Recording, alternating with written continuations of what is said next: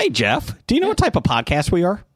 Well, we're not a history podcast. That's correct. We're a comedy podcast. So any jokes, skits, or anything else we say is not reflective of our organizations, businesses, or any sponsors that we're associated with, even charities. So remind yourself, if you're offended, it's okay. It's just a joke.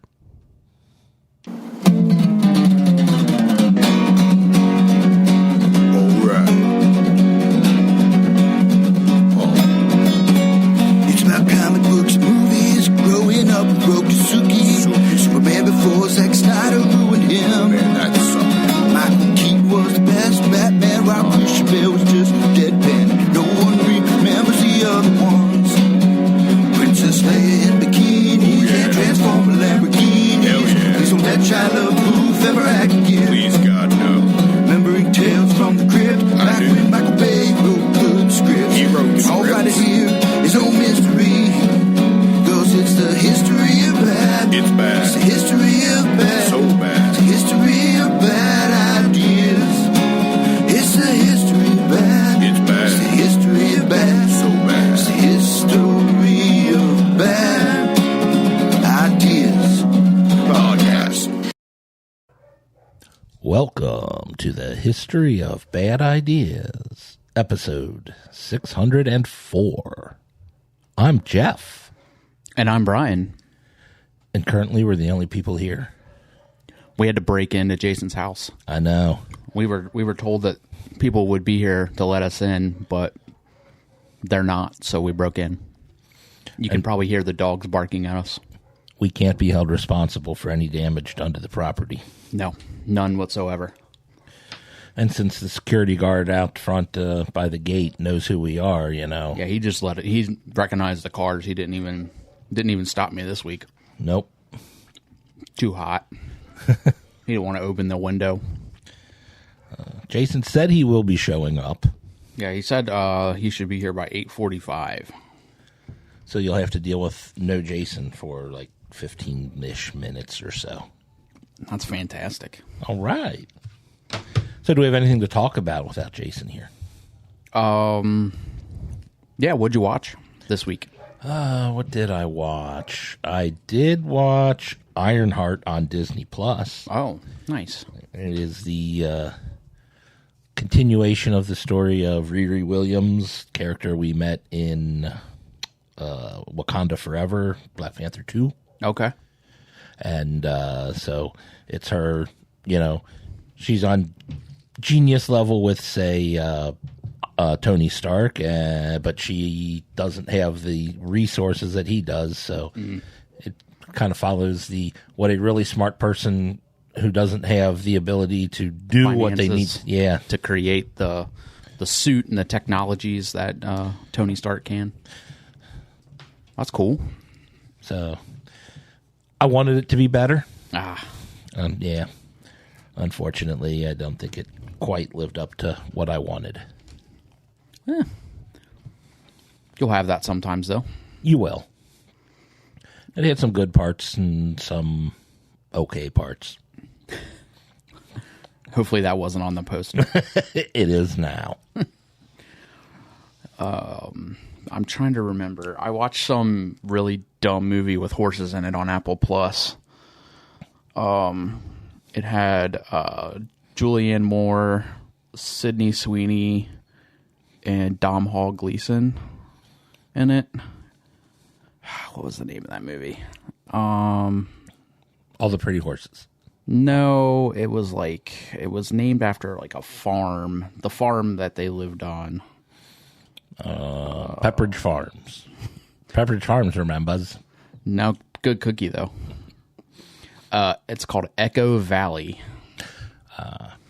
Not good. It was terrible, actually. Sydney Sweeney, plays the daughter, and she's a drug addict. Julianne Moore's divorced and remarried to a lady, and the lady has died by the movie starts, and it's like showing flashbacks of her wife, And then we get into some of the farm. She's like, she owns horses. She teaches like riding lessons. So Doug, this movie probably would be amazing for you. And then like goes like her ex-husband is still like helping her with the farm financially because she can't keep up. She gets some money from him. Then the daughter shows up, coming off of some drugs issues. And then her boyfriend shows up and they get into a fight. And then she comes home and says she did something bad. This is Sydney Sweeney's character. She's like, she got into a fight with her boyfriend and she hit him in the head with a rock. Oh, no. And he's dead. Oh. So, Julianne Moore is asks her the questions, and then she goes and she gets rid of him in this lake, drops him in a lake, does all this stuff. Come to find out, the drug dealer that they owe money to was after them, so they set her up, and they actually and the other person OD'd, so they set her up to extort money out of her to get the mom to pay their money what they owe to the drug dealer. So they set her, they blackmail and set her up into the getting rid of the body and all this stuff. It's like, I don't know. It doesn't sound worth it. No, it really from the trailer, it looked decent. Like we were like, okay, yeah, this could be good.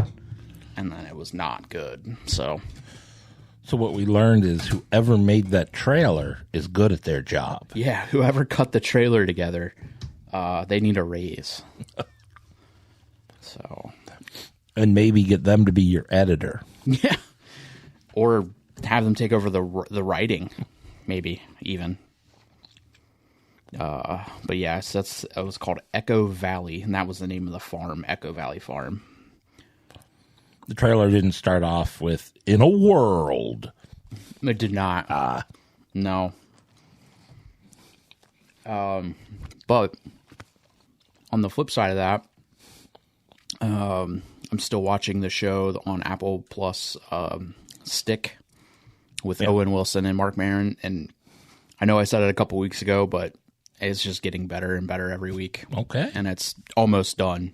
I think this season is, I want to say there's, so I think there's 8 episodes. So actually tomorrow will be the finale, I believe.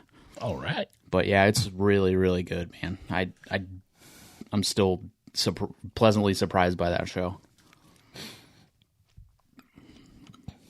So I'll have to put it on my list of things that I should see, but I probably won't get around to watch. Yeah. Excellent. Yeah. Oh, also what I have been watching on Peacock, I don't know if it's on NBC, but I've been watching it on Peacock, was Destination X. Is that the Jeffrey Dean Morgan? Jeffrey Dean Morgan. Reality? Yeah. Yeah. They're in Europe, but they're going to secret locations every week, and they keep everybody who is traveling out of the loop of where they're going until they drop subtle clues or some not so subtle clues. And then they have to guess where they are, and the person farthest away from where they are gets eliminated. Oh, okay. So the game is guessing where you're at. The game is guessing where you're at based on clues and whatnot. Like they're driving around Europe in a bus, and the windows are all covered out. But then they can show them every once in a while. They'll show them and say, "Hey, everybody, look out the window!" And they're ooh, and they'll bring them to some place on the way, and they'll play a little game. So they'll drop little hints and clues on where you are. Okay. And the thing we learned this past week is if you figure out where you are, don't let other people know. Yeah. because everybody was right in their guess this week. So they said, okay, they asked a tiebreaker question, and whoever was the closest got to eliminate somebody who, took the quiz. Okay. And one person figured out where they were because, well, everybody else was stupid and just gave them, there are 7 people left. 6 people found keys, and the 7th person went straight to the dungeon. Okay. 3 people who found the key went to one room. 3 people found the other key, went to another room. And in there, one person would win a key to the next room. Okay. And then from that room, one person would then win a key to the final room. Well, every time people got eliminated, they went to the dungeon and they told everybody what the thing was, what the clues were, what the answer was. And she's like, I know where we're at. Just because you guys opened your mouth. But then she thought she needed to get somebody's trust, so she told him where they were at, and then he told someone else where they were at, and other people, were told where they were at from somebody else in a different alliance, and so everybody knew where they were at. And it's like, if you just keep your mouth shut. Yeah, but that doesn't make for good TV. It would have made for better TV, I think. And then they got rid of, somebody who probably could win the thing. She's, smart enough to figure things out and knows enough, about Europe that she can understand what the clues mean. Where a lot of these other people were like, oh, I don't know. I mean, like a previous week, somebody's noticed stuff that said, oh, then we were at this place, and on the laundry line there was lederhosen and some blue and white checkered shirts. So I'm thinking, this is Oktoberfest. Now I just got to figure out where Oktoberfest is. Oh, no. It's like, I know we're in Germany. Oh. And they guessed the wrong city in Germany. Oh, no. Huh. How many people did they start out with? They started with 10, and then after 2 got kicked out, they brought 2 more in. Okay. 2 people from other reality shows came in, and it's like, let's juice the ratings a little bit and keep it going a little bit.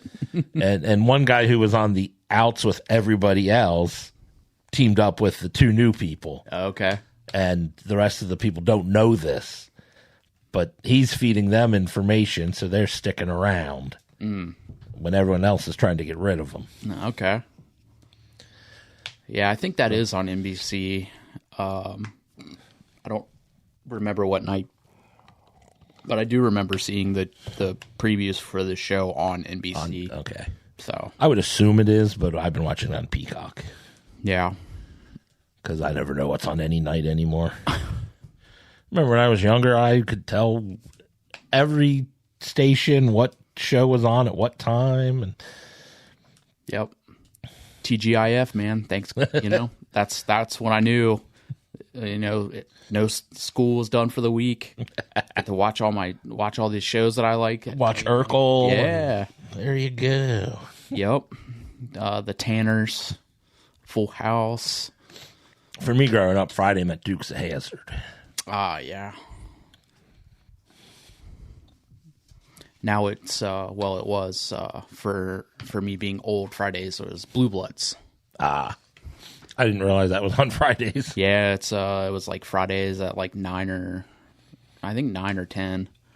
It was late, but yeah. And I think they're doing the sequel or the spinoff with Donnie Wahlberg In Boston. It'll be in the exact same time slot. They're Okay. hoping to just The people who watch Blue Bloods will. slot it into that spot, and then hopefully it'll keep going. So Well, that makes sense. the other thing that I binged relatively fast this past week was season 4 of The Bear. You're done with it? I am done with it. So did they drop the whole season at once? They did. Okay. Yeah. That's one I really need to start watching. I've heard nothing but great things, and I started watching like the first episode, and I never went back. So I need to get back to that. Yeah. Like last season was like, it was kind of a roller coaster for me. Like there were episodes, like it was just kind of up and down between the episodes. Like, so like the season in whole, I was just kind of like, oh, okay, it was okay. But this season is not up and down. It is just solid across the board. And it's already been, I will say that the way that it ends is the season ends on a pretty good note to where it could go one way or another, but they've already announced that they got picked up for season 5. So, that's good because, I'm curious to see what happens next. Well, would it have been at least satisfactory ending, or was it a definite cliffhanger? So I could see. I don't think it personally. I would have been upset if they would have just finished it with what they did through the season 4, only because the things that happened in the last episode are kind of important for the show. But like I said, I'm very interested to see what happens next in season 5. And I was also pleasantly surprised. Apparently, both Apple and Spotify have the entire soundtrack to every season. I saw you post that. Yeah. So I created a nice little playlist for myself of just the Bear. That was enjoyable when I was doing my grocery shopping on Sunday. Excellent. Yeah. Didn't have to listen to all of the screaming children in the grocery store. Or whatever they put on their own in-house music. Yeah. So we do not have another week. We don't have a social media poll of the week. Jason still has not given me access to be able to post those polls on our Twitter account. I would complain about him slacking, but I didn't do anything either. Right. Yeah. So in place of the social media poll, I will ask everyone who listens, if they are on Twitter, go to the History of Bad Ideas or Bad Ideas podcast page. We are currently in a tournament for the July's podcast tournament. Is put on by Underground Promotions. Let's see, our matchup in the first round for Underground Promotions started today. We are battling another podcast called Film Shrapnel. They do bold movie critiques and cinematic breakdowns. So we've got 2 days and 19 hours left in the poll. And currently, as it sits right now, we are in a commanding lead. We are winning 74% to 26 of the votes. But don't let up, because today was just the start. Just the start. They probably haven't told all their listeners yet. That's right. Yeah. So if you're on Twitter, then you'll see our page. We've shared it across our pages. So if you guys don't mind to go vote for us, we would appreciate it. I'm going to do that right now. Right now? Oh, there we go. Boop. One more vote. All right. Yeah. In real time. You know what else we have coming up? Cincinnati Comic Expo. It's in October, 24th through the 26th. Oh, good. I'm glad you remembered the dates, or could read the dates from where the paper was. Yep. Who was the big guest that just got announced? The artist. He does Battle Beast and Invincible. Battle Beast, that's one of your favorites, isn't it? Oh, no, that's one of Jason's. It's one of Jason's favorites.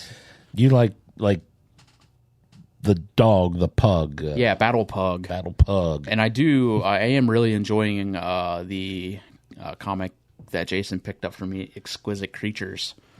It's only two issues so far, but I am enjoying that as well. Ryan Ottley was just announced. He is the creator and artist of not the creator. He's the artist on Invincible series.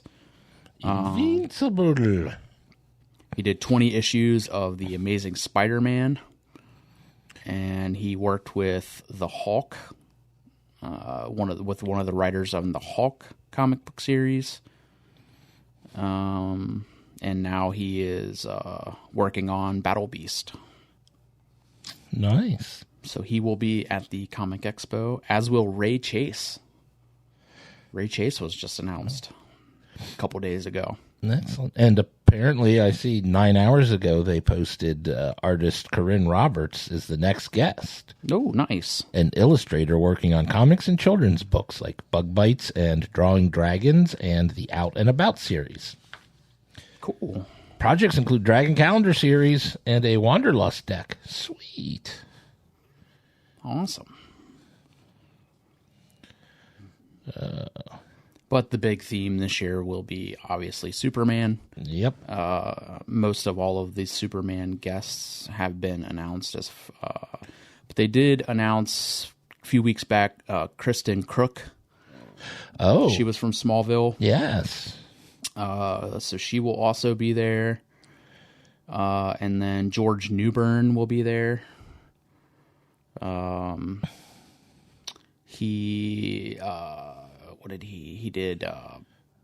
He's done several iterations of Superman across like animation and video game voicing. Superman in several projects, yeah. Plus Star Wars, Final Fantasy, Kingdom Hearts. Yeah. Nice. And this week we'll get to it, but later on. But Superman, the new Superman, does come out in theaters on Friday, July 11th, Where you can see a couple of scenes shot here in our local town. I think more than just a couple. I think a lot of it was shot here. I think most of it was up in Cleveland. Oh. I think they just did a couple of exterior shots at the Union Terminal. Union Terminal, a.k.a. Hall of Justice. And one Thursday during rush hour, they shut down the Lytle Tunnel to film some stuff. I remember that. That's funny. I did not remember that. Yes.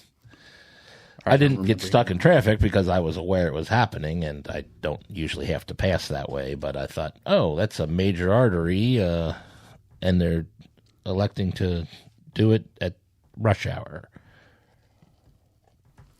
That was very nice of them.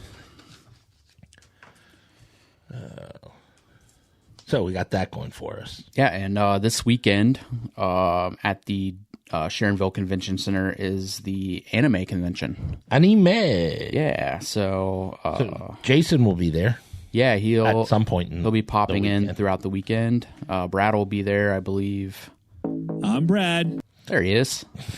I believe he will be there all weekend as well.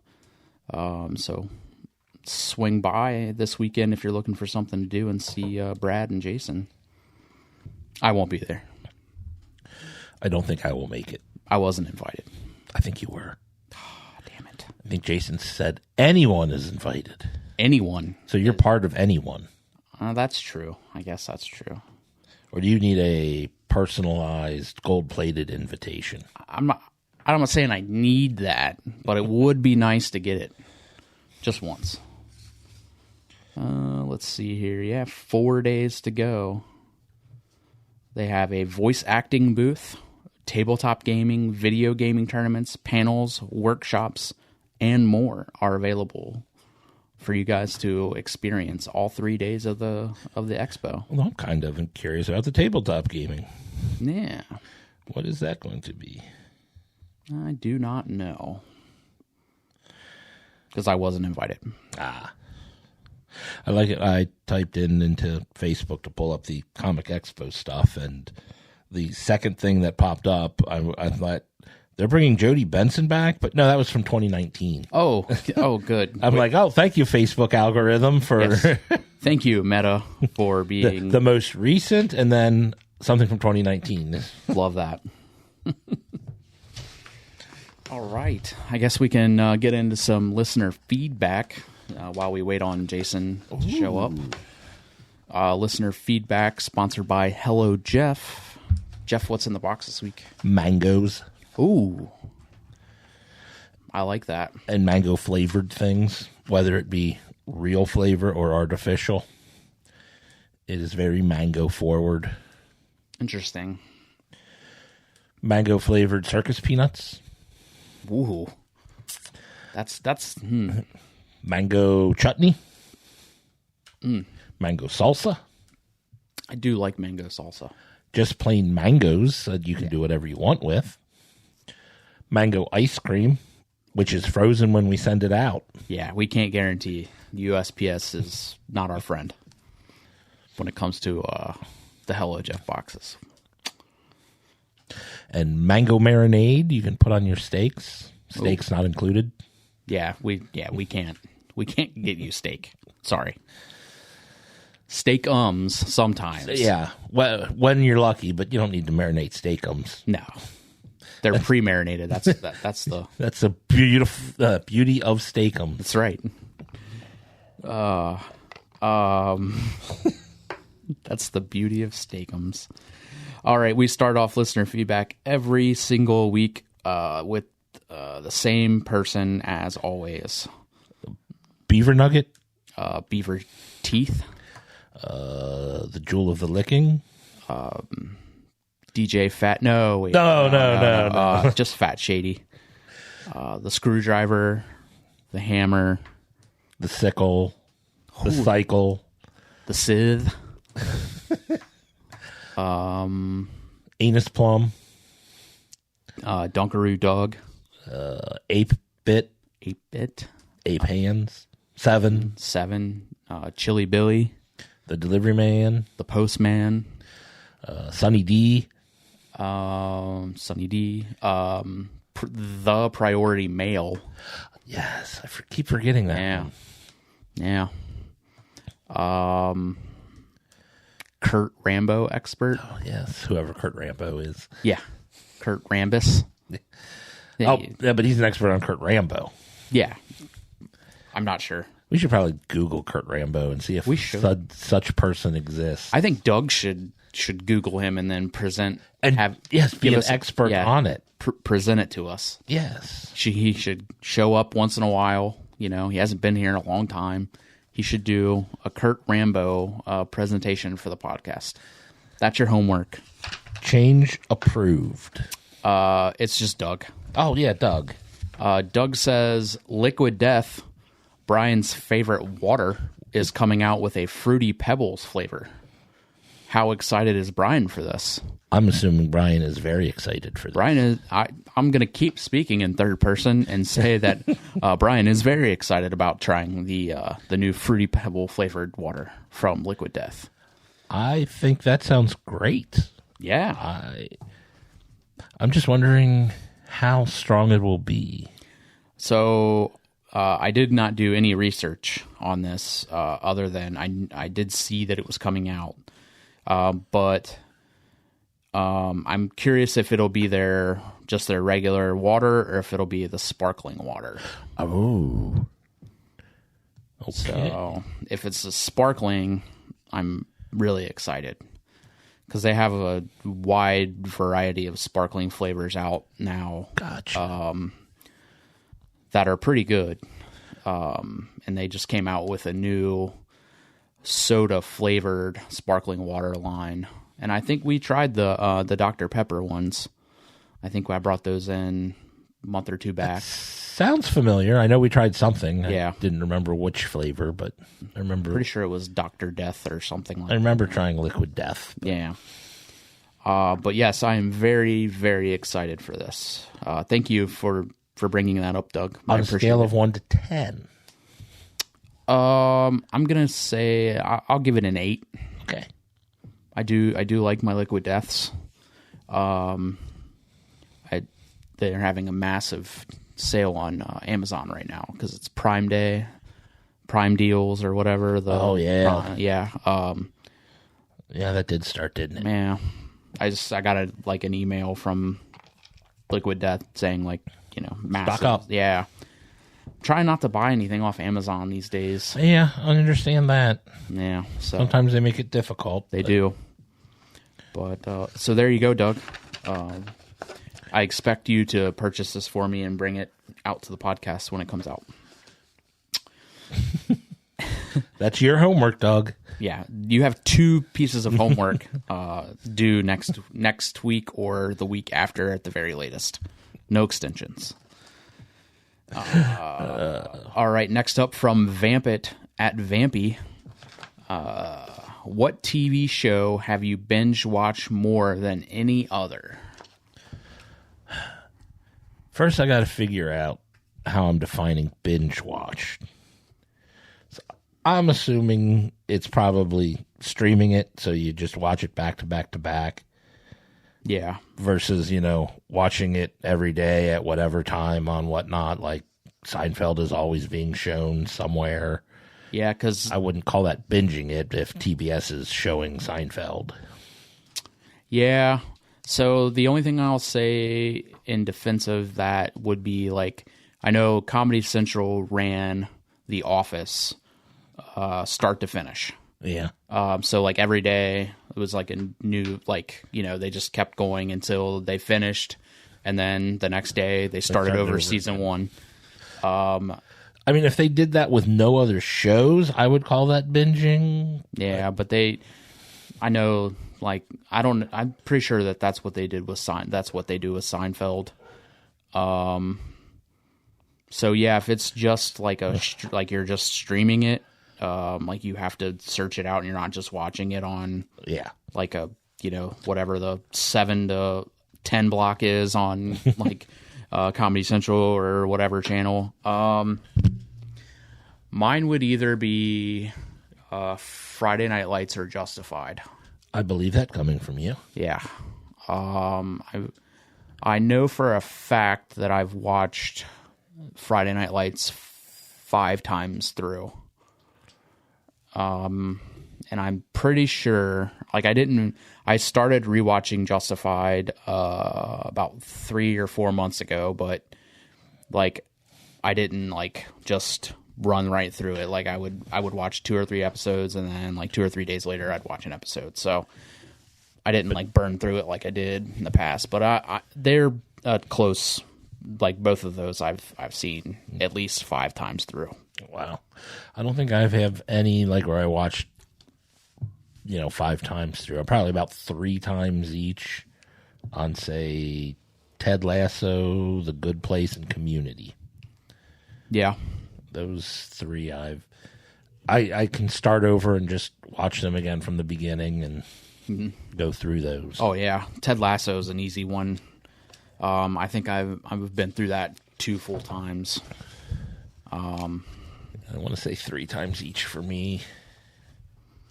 But Trying to think, The Office, I know that I've probably seen that 6 or 7 times all the way through just by having it on in the background. Yeah.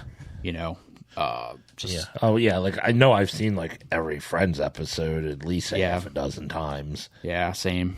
For sure. Even when I start watching something, I'm like, I don't remember this. And then the next scene, I'm like, oh yeah, okay, it's this one. I'm trying to think if there's any other The West Wing is getting up there. I'm currently that's my current rewatch. So this will be 4th time through for the West Wing. Go that way. I forgot. Sports Night is one I've probably watched. Ooh, yeah, I know I've seen that 3 times. Yeah. Forgot about. Yeah, I got that on DVD.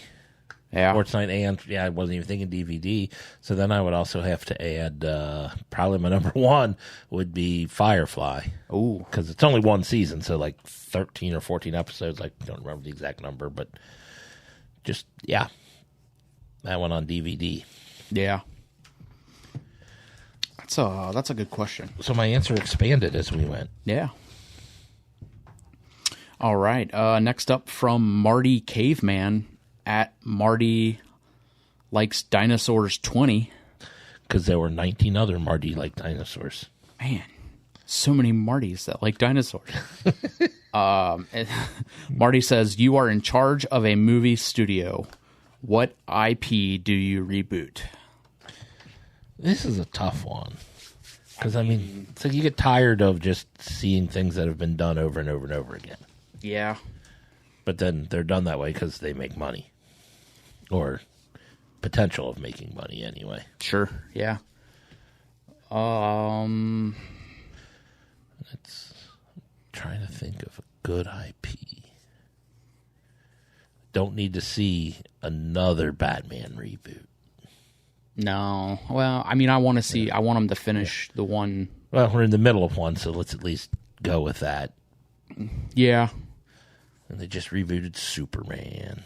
Yeah. New iteration of Superman coming out. And Fantastic Four is the same way. Fantastic Next year Four. will be X-Men. So all these comic books are all getting rebooted Doing now. it, yeah. Recycling through. Trying to think anything from the past that probably should come back. I mean, that's The Herculoids. ooh. I don't think I know what that is. No, it was like from the 70s. That's why. We Yeah. talked about it in the early episodes of the podcast. Jason made fun of me for liking something he didn't even remember. So, but in that same vein, I think it was like the same studio that did like the original Space Ghost. But Space Ghost Coast to Coast would be cool to bring back.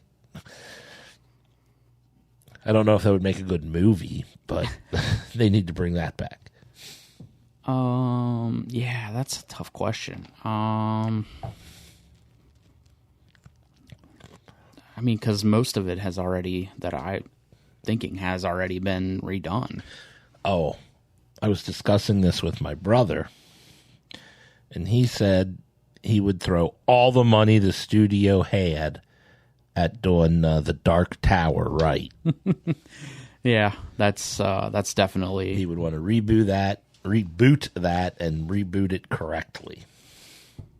Like, I think if the right studio did it, I think G.I. Joe would be a good one. Ooh, that would be a good one. Because, what they did in the movies was terrible. Yeah, and I mean, like, you couldn't cover up with the cast, like, how bad those movies were. No. Like Channing Tatum and The Rock. Yeah. In those movies, and they were just awful. Yeah. I mean, they had Joseph Gordon-Levitt being Cobra Commander, and, whoever wrote that didn't watch or read the source material. No, not at all. It definitely didn't look like it. Seemed that way. I was discussing with Jim about the Wheel of Time or whatever that was on. What was that on Amazon? Amazon. That pretty much failed miserably. And he was saying, he saw an interview with Brandon Sanderson, the author who finished the book series after the original author, who did that, Jordan, I think, passed away. And Sanderson wanted to be part of the discussion on but they gave him like a producer credit and then told him to go away. And so he said he watched the show, I guess, when they were releasing it or right before they released it, they had a viewing party or something. And apparently he told him, this is going to flop. You took all the wrong things out of these characters. The reason people like this story, you took the wrong stuff and you cut the wrong stuff and kept in the wrong stuff. And they said, shut up. And so an expensive three seasons later, they finally just cut their losses because they realized he was right.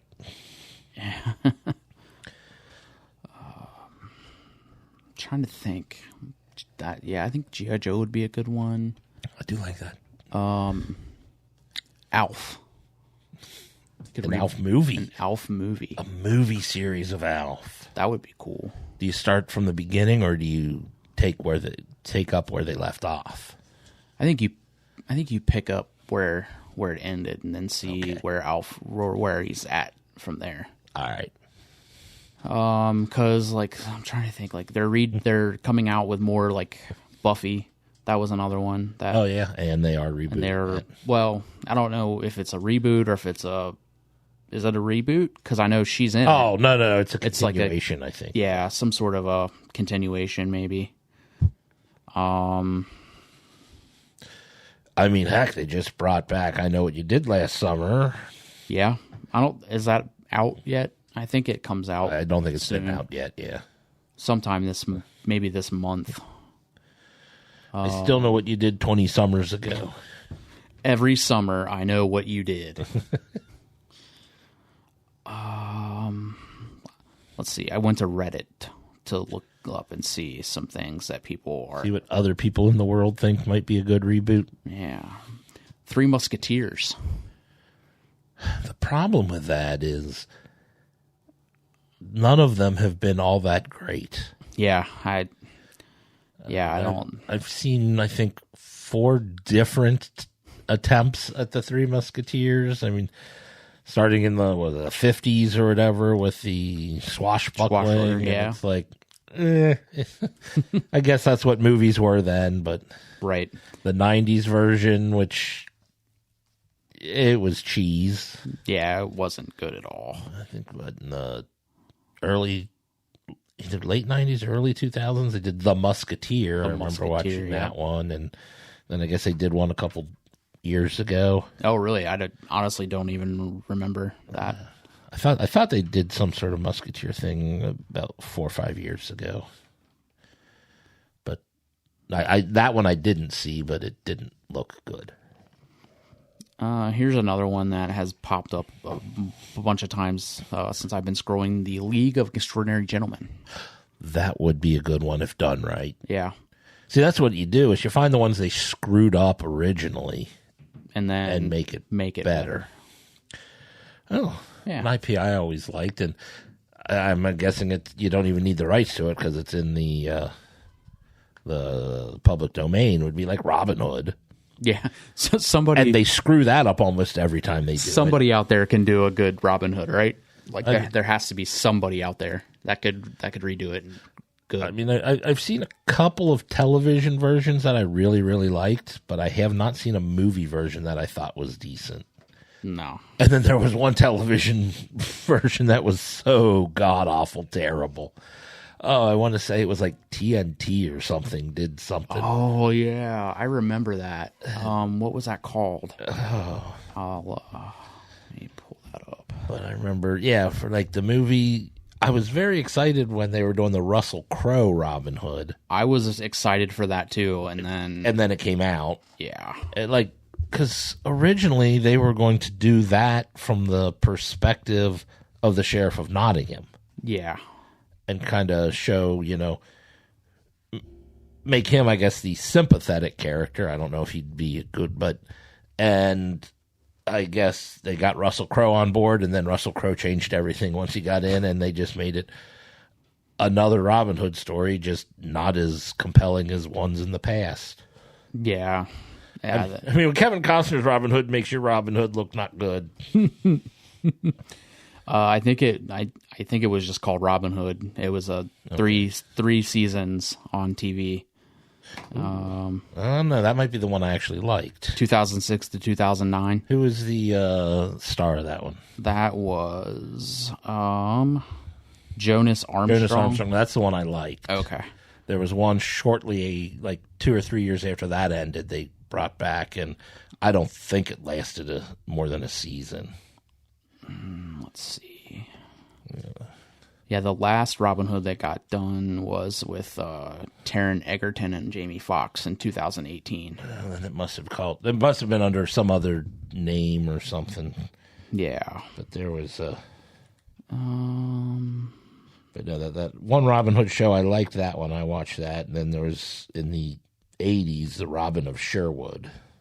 And that was done by, like, I was going to say the BBC, but I think it was not necessarily the BBC, but in English, like Acorn Entertainment. Oh, yeah.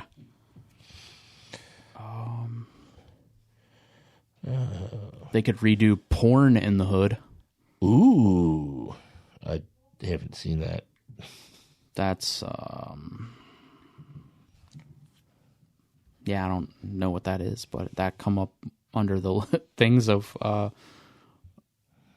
or they could do Rob B. Hood.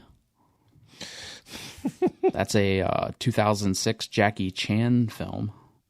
Rob B. Hood.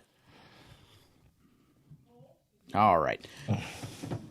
Moving on. Thank you, Marty. Hopefully that answered your question.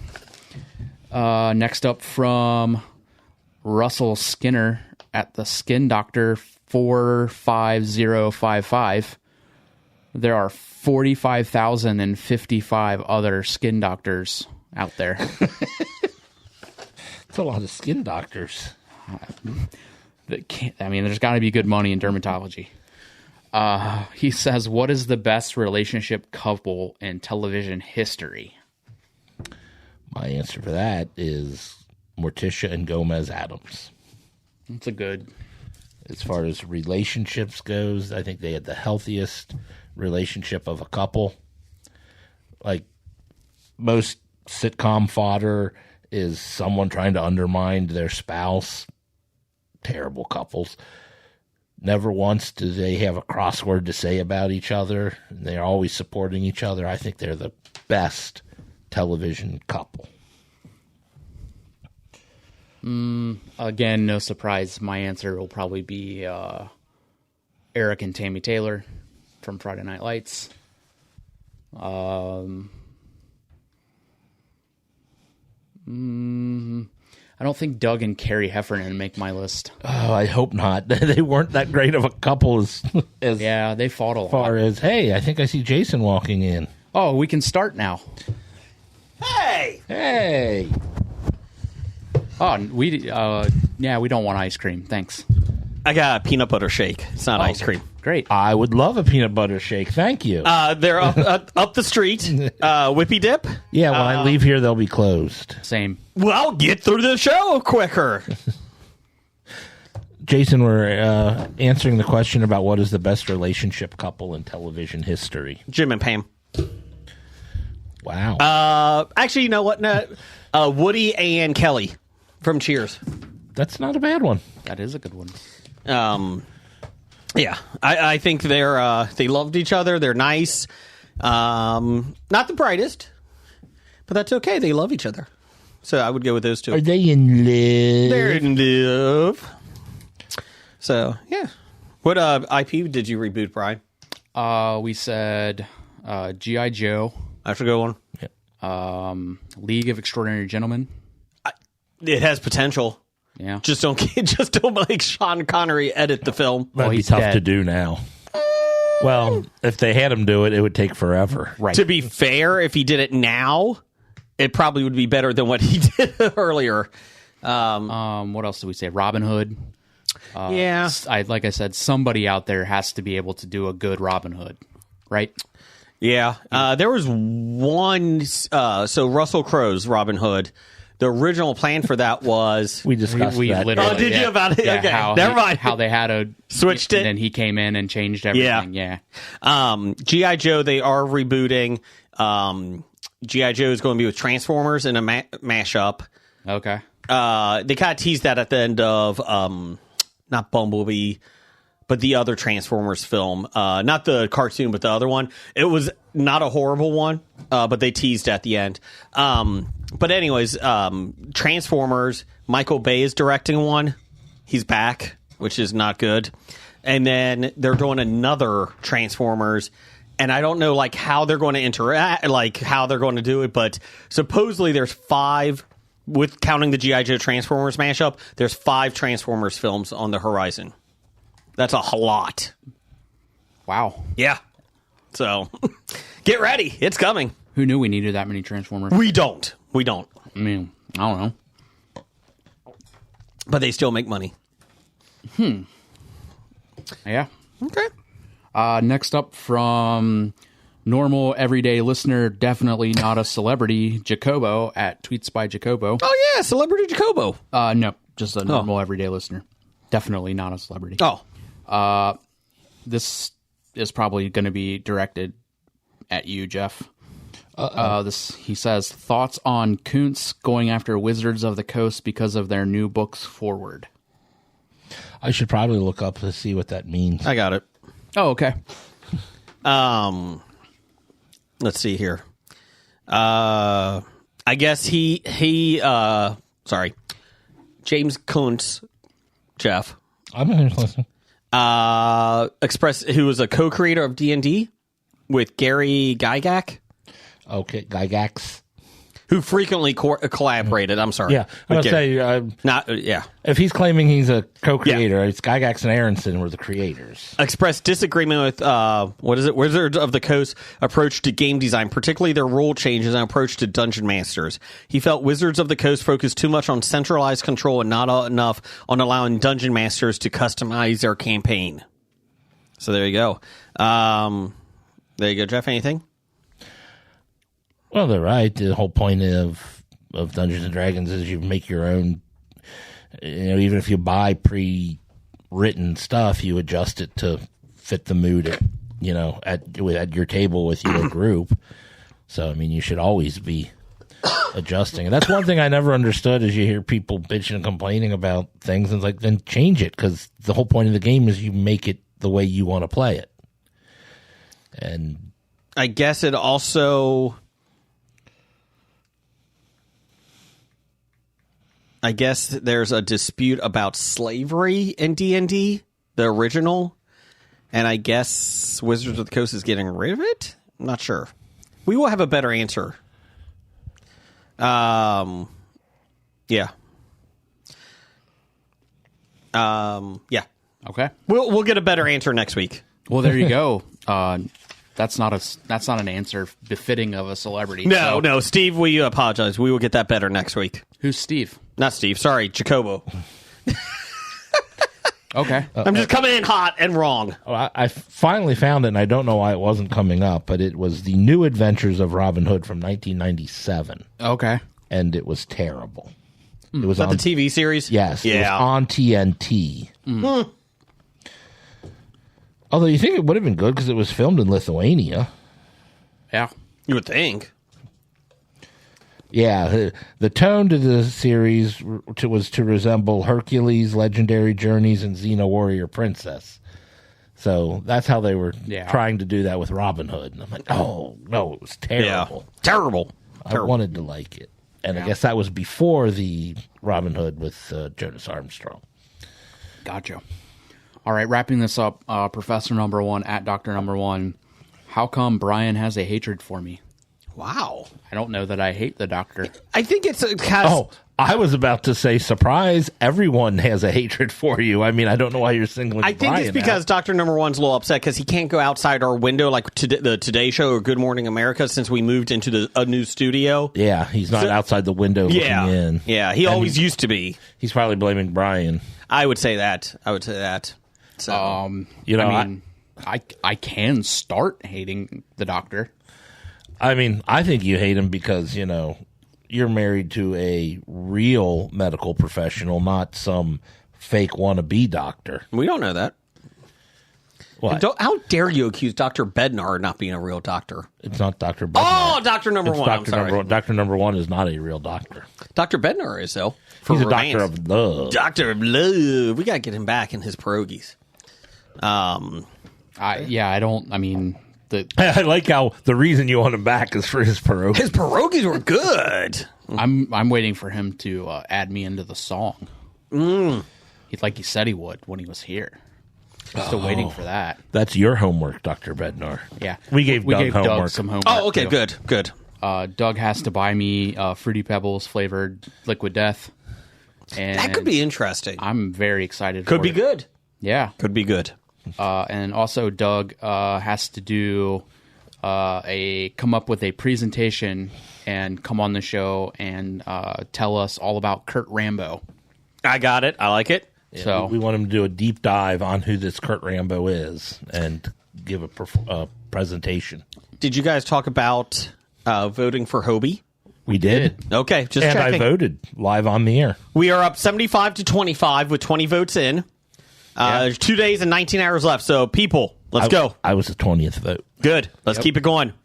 Yeah, since there was no social media poll of the week again, I decided to use that time to plug Good. Yeah, keep it going, people. Let's go. July podcast of the month. Jeff, you got some news of the geek over there? I've got a button that I can hit. Yeah. Hit my buttons. Yeah. It's time for a brand new installment of the News of the Geek. I apologize since I was late. I did want to say real quick, I did watch Sinners over the weekend. Oh, yeah. It's on HBO Max now, Yep. and really damn good. They did a really good job. Like, everybody in it had a backstory that you liked, and it did a good job, like, showing the history of the South with African Americans, but then, like, taking a really good horror tint on it. Like, it was good. Brad from I'm Brad. I'm Brad. There you go. Said it was his favorite film of the year. Wow. It's darn good. Even if you don't like horror films, like, it is good. Oh, it's a horror? It is for the last 25%. Up until then, like, it builds, and it is really damn good. Michael B. Jordan, top notch. The guy, I can't remember his name, who played the villain in it, the head vampire. Great job. So, really encourage everybody to watch it since it's on HBO now.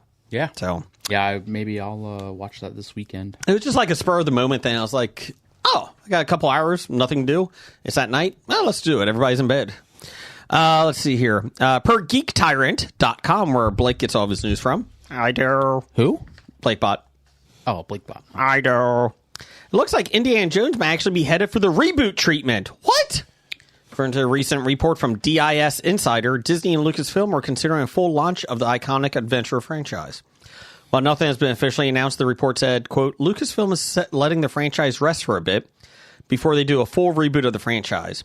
I would expect the studio to announce something next year at D23 Expo, because even though the last film tanked at the box office, Indiana Jones is still an iconic IP, and Disney Lucasfilm do not want to waste that. It's not hard to see why Disney would want to reassess things. After acquiring Lucasfilm in 2012, Star Wars content exploded, but Indy stayed mostly dormant. Well, yeah, because the guy was 70-something. Well, the problem is you don't need one person to make Indiana Jones movies. We have come up with an idea for years. At least 10 years ago. Indiana Jones gets the Fountain of Youth, falls in it, and comes out as Chris Pratt. And Hey, it's $9.29. it doesn't even have to be Chris Pratt at this point. I mean, that's just who we said 9-10 years ago. Tom Holland. Was. Eddie Redmayne. Pedro Pascal. There you go. I like that.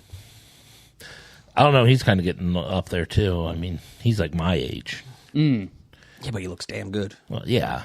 But you should probably get somebody younger so you can stretch it longer. He's got a stash that won't end for days. Anyways, I think it ends pretty quickly. Jeremy Allen White. I'm not sure who that is, but yes. the bear. The bear. Oh, yes. He would make a good. He doesn't like. He has said that he does not like major. Well, he might not, and he might not want to do it, but That's why he said he doesn't want to do Marvel, Star Wars, or anything like that. Yeah. But they backed up a truckload of money. I'm only human. Sorry, Krusty the Clown. Anyways, nearly a decade passed before Indiana Jones and the Dial of Destiny finally hit theaters in 2023. Still not a bad film. I enjoyed it. The movie flopped. Despite fairly positive reviews, Destiny grossed just $384 million globally. Again, it's a massive production budget, reportedly in $295 to $387 million. James Mangold, who stepped into direct Dial of Destiny, chose to bow out of the next one. The movie marked Harrison Ford's final outing as a fedora-wearing archaeologist. He told the press when Harrison Ford was told that the film bombed, he said, "Shit happened." Let's see here. The character is basically the character is too valuable to leave in a wooden crate. I get what you did there. I don't get it. The recent release of the video game Indiana Jones and the Great Circle has been proven critically acclaimed and has sold really well, and there's still life in the brand. Reboot makes sense. How will they go about it? Producers of the franchise have already said they won't recast Indiana Jones. Well, that could be a problem. But Disney could always ignore that and recast it. Yeah. We're going to. Or they introduce a whole new character and set in the same universe. It's not going to work. Some have said they would love to see a new adventure film or series that follows Ke-Huy Quan. Is that how you say it? Ke-Huy Quan? Quan, yeah. Short Round as an adult. Series could fill us in on what happened to him after the events of Temple of Doom and how his relationship with Indiana shaped his life. Basically, Short Round would follow in Indiana's footsteps and become an archaeologist. And actually, in 2008, the Lost Journal of Indiana Jones was published. And it actually said he did become an archaeologist. So there you go. Let's see here. So I think you have to recast Indiana Jones if you're going to do it, right? You can't call it Indiana Jones and blah, even if it's in the same universe. It's not going to take well. People are going to be pissed. And yeah, they could be pissed that Indiana Jones got recast, but the last film probably didn't do well because he's 83 fucking years old. He couldn't chase anybody. They had him in a fucking little go-kart chasing people. That was that because he can't move. So, and I liked the last one. I actually liked Dial of Destiny. But you can't do it anymore. You can't. I mean, like he said, shit happens. Yeah. Recast him. Yeah. If you're going to do it, recast him. A franchise that big. Yeah. And I'm okay if you want to do, like, him in a different universe. Like, I don't care. Like a different timeline or whatever. Indian space. Or start out going back doing some young Indiana Jones. Yeah. And that actor then could play older Indiana River Jones Phoenix. and things. I don't think he'd be good Oh. today. Steve from Everything I Learned from Movies recommended Tom Selleck as the next Indiana Jones. So. I'm looking at, what's his name? Jack Dylan Glazer. Oh, I like that. I like friend of the show. Yes. Friend of the show, Jack Dylan Glazer. Let's see here. Per TV Line, where Brian gets all of his news from. Only my TV news. reality show news. The Golden Bachelor celebrates finding love in your golden years, but the new star isn't interested in dating anyone his own age. This fucking guy, man. The Mel Owens, the leading man of the upcoming season, warned an executive producer about the women on the season. Quote, if they're 60 or over, I'm cutting them. He told the sports podcast In the Trenches. He adds that during the casting process, he told producers he preferred women 45 to 60. Just being honest. Owens is 66 for the record. All right. They want the Golden Bachelor, so they're looking for older people. Mm-hmm. And why would they cast him? Yeah. When he says nobody over 60, and they're like, but that's the whole point of this show. I mean, if you want, we can hook you up. You try to find like 20-year-olds, but that's gross. So he answers that, Jeff. Oh. Quote, this is not the Silver Bachelor. This is the Golden Bachelor, Owens declares, while noting that when he's looking for a woman to date, they got to be fit because I stay in shape and work out and stuff. I told the producers to try to stay away from the artificial hips and the wigs. Okay, just because you're 60 doesn't mean you have artificial hips and wigs. Fuck off. I mean, let's see. I mean, here. for someone who is over 60 himself, he needs to realize there are other people like him. Season 1 star Jerry Turner proposed to Teresa Nist, but the two split up after being married for 3 months. Oh, no, it didn't work out. I can't believe they actually went through with the I'm wedding. just happy that everybody lived. Owens was a star linebacker at the University of Michigan and was that explains it. And was drafted 9th overall in the first round of the 81 draft by the LA Rams. Boo. Never heard of this guy. He played 9 seasons for the Rams. After retirement, he passed the bar and became an attorney in Orange County, California. Oh, God. He got married, had 2 sons, but he and his wife later divorced. Season 2 premieres. It airs Wednesdays at 9. No, it doesn't. Fuck you. We got other things on at ABC on Wednesdays at 9. Do we? We do? We're going to have... We're going to... He doesn't even write them down yet. Yeah, I do. I got it. We got The Golden Bachelor. I thought that was enough. We got Golden Showers Bachelor coming back. Remember that? No. Yep. 8 till 9. I didn't. I thought that was canceled almost immediately. It came back. They're giving it another shot. They're rebooting it? Yeah. That's one of the IPs you wanted to reboot? Yep, 8 to 9. Family hour. What is it called again? Golden Showers Bachelor. Golden Showers Bachelor. Yeah, the Bachelor just is interested in people peeing on him. So he has to pick his roses that way. There you go. Well, the new low. Who's the star? Who's the host? Yeah, who's the... It's Javier Bardem is the host. The guest or the Bachelor this year is Pauly Shore. So just to let you know. Yeah, I mean, you got to wheeze the juice when you can. Yeah. Javier Bardem. I think he's going to to the easel. Javier doesn't understand Melissa. Why are you funny? I don't get it. We don't get what you're doing either. I'm doing Javier Bardem. No, you're not. Per KSL.com. Where Jason gets some of his news. I do. I love KSL.com. A man sustained minor injuries after being gored by a bison in Yellowstone. What? Shocker. Officials say the bison charged the man, a 30-year-old from Randolph, New Jersey. Oh, there you go. After a large group approached it too closely. Weird. Weird how the same reports keep getting given. Oh, his injuries were only minor. Yeah, that's the saddest part of the... He was treated and taken to a nearby hospital. This is the second reported incident of a person injured by a bison in 2025. First one occurred in May. Quote, bison will defend their space when threatened and have injured more people in Yellowstone than any other animal. They are unpredictable and can run 3 times faster than humans, park officials said in a news release. I think we had the same comment last year. I think we had this comment in May when we read the similar story. Officials are reminding people to stay more than 25 yards away from all large animals. Bison, elk, bighorn sheep, deer, moose, and coyotes. Stay at least 100 yards away from bears, wolves, and cougars. Man, those women out there. Be careful. Well, they don't have the cougars don't have to worry about the Golden Bachelor, so that's good. That is true. The safety of these animals, and I guess humans, depends on everyone using good judgment and following these simple rules.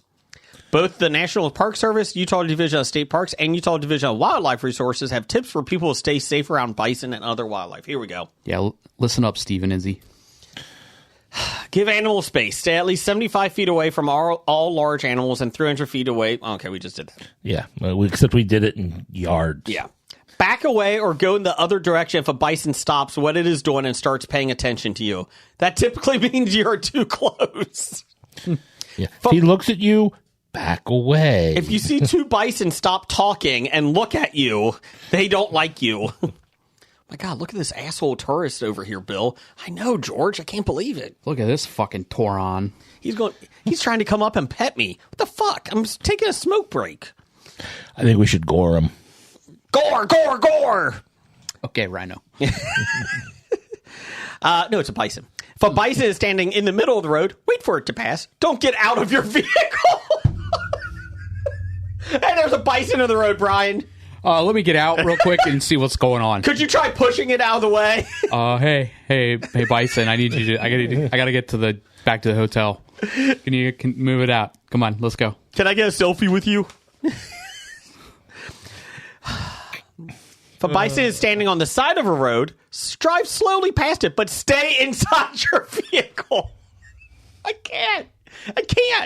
So what they're saying is, don't get out of the vehicle. Gotcha. Yes. Don't walk across any rangeland to get closer to a bison. Take photos from a safe distance. Yeah, the cameras these days have this cool thing called zoom. What? Telescopic lens, man. Really? Yeah, you That's can. weird. You just like pinch the screen. Yeah? And just kind of go out, That's and it'll weird. zoom right in. Okay. Pretty simple, actually. Just 2 fingers. That's what she said. It is okay to go off on a trail if a large animal is close to it. Safety always comes first. No, go off a trail, not off on a trail. Yes. Don't yell at the trail. Yeah. Why do you let a bear on this fucking trail? People are fucking idiots. Speaking of bears, I heard we had one locally. Yeah, we have a bear in Greater Cincinnati, apparently. Yeah. Like in the Green Hills, Winton Woods area. Yep. It's okay. It's a black bear. Come on, they're the nice ones. I got a selfie with it. Actually, if you see it, just go get a selfie. They're really nice. Really nice. Especially if it has cubs. They really are friendly when you play with their cubs. I don't feel like anybody that listens to this show would be that dumb. No, I don't think so either. Except Alabama. Great. Roll Tide. Yay! They're back. They're back. Yes. We're only 48th in the country. Out of 50. Well, Puerto Rico counts too. And New York and Brooklyn. They're both new states. There you go.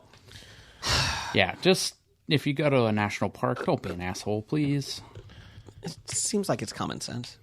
Yeah, especially since there's less people there to help you when you get in trouble. Yeah. That's true. What do we got here, Jeff, for box office? It's time for Box Office Bombs. Well, to start off, this was not a bomb. I way under-predicted. Our July 4th through July 6th at the box office, Jurassic World Rebirth did 91.5 for the weekend, but since it opened, on Wednesday? Yep. Total of 147.3. I saw this. You did? Yes, I saw it Thursday night. I'm sorry. And 318.3 million worldwide. Yeah, I'll tell you how much it cost in a second here. I will say it's better than the last two pieces of trash movie. The last two were not good. Jurassic World was fine. I enjoyed that. Yeah, I really enjoyed this one. It's a good standalone. Like, it's ridiculous. It's dinosaurs. Like, what do you think? Like, this is what happens, right? So, yeah, it's a fun show. I enjoyed it. My oldest son really enjoyed it. Let's see. So if you guys don't, Jeff, you just mentioned, but we had our predictions for what it would do. Mm-hmm. You did. Jeff, you guessed 36 million. 36 million for the opening week. Well, I wasn't taking into account that it was a holiday weekend, but still, it did 91, and that wasn't the first 2 days. Correct. So I grossly underbid. Jason, Yes. You guessed 75 million. Okay. And I guessed 94 million. It was supposed to be between 75 and 80 million is what I was tracking at. I will say it has a $180 million production budget. Well, did 318 worldwide, so Did well. in its opening weekend, it got that back. So. Yeah. I will say I felt like the characters in it had a little bit more backstory than usual. Were there any returning characters from Nope. previous movies? Nope. The only Easter egg, or the only thing that they mentioned about an old character was the archaeologist in this one. Was Newman? No. He trained under Dr. Alan Grant, Sam Neill. So that was the only thing. Who is that? Who's in this? It's Scarlett Johansson and Mahershala Ali, right? Yeah, he was awesome. He's awesome in everything. Rupert Friend, Yeah. Manuel Garcia Rulfo. It really is don't go into thinking it's going to be like a masterpiece, but it's enjoyable. Like the last two were not. And Put that on the poster. yeah. It's enjoyable, unlike the previous two. And I love dinosaur films, so I really enjoyed it. Well, dinosaurs aren't real, so What? They're real. they never existed. They did. No, they didn't. They were on Noah's Ark. I saw it. What else? I've been to Noah's Ark. And you saw the dinosaurs? No mention of them anywhere. They were in the back hiding. They are good hiders. They are. Anything I know about dinosaurs. It worked for Godzilla in 1997 Matthew Broderick film. Exactly. This is a perfect hiding place. New York City. No, it isn't. No one would ever think to look for Godzilla in the middle of the It just city. hides in between the buildings. No, it does not. You know what we call the space in between the buildings? Streets. That's what It's hiding in the middle of the street. my daughter saw me watching that one last week when it was on like TBS or whatever, and she's like, "This is not good, Dad." And I was like, "I know." And she's like, Then why are you watching well, it? she goes, "Why would it hide between buildings?" I don't know. According to Matthew Broderick, it's a perfect hiding place. Well, I guess it can't really hide under buildings. Well, the best is my daughter's like, couldn't they just find it? Like, no. The big giant lizard that's as large as a building. Yes, it'll be fine. Okay. Coming in at number 2, F1: The Movie made another $26 million, a total of 109, $293 million worldwide. $200 million budget. Apple doesn't care, though. They're going to promote it on their... I mean, they've already, greenlit a sequel for it? Did they? I think so. Okay. F1, the movie 2. F2. No, I can't do that. Oh, sorry. It's still about Formula 1. Well, maybe they expanded. Maybe there'll be Formula 2 by then. Yeah. Formula 1. People have been clamoring for a Formula 2 for a long time. Yes. I mean, we just needed Brad Pitt to tell us that. That's true. Number 3, How to Train Your Dragon came in with $11 million, a total of $224 million, $516 worldwide. That's a $150 million budget. It's a lot of its budget back, Yeah. plus 3 times. Coming in at number 4, Elio made $5.7 million, a total of $55 million, $96 worldwide. $150 million budget. So this one, I was reading an article, I don't know if I talked about this last week or not, how much they cut from the original film. You discussed that. Okay, I did. Yes. So, number one fan, Doug, Disney fanatic, did send me the original trailer that was released in 2022 for this film because it kept getting pushed back. Yeah. And it's the first trailer. The trailer was something that my youngest son really loved at the time. And I watched it and I'm like, oh my God, this is a whole different movie. Like, this is a good film. This is not. Like, the trailer is great. And then, again, it's like Robin Hood. We had this great idea, and then somebody else gets in and says, let's adjust this, and let's scrap the entire idea behind the movie. And Elio's not bad, but nothing really happens. That's the issue. So, yeah. Elio's not bad. He's just drawn that way. Coming in at number 5, 28 years later, another $4.6 million, $60 million total, $125 million worldwide. $60 million budget. 28 years later, The Bone Monument or something like that. The Bone Collector is coming out in 28 weeks. So, Okay. Well, now probably 25 weeks or whatever.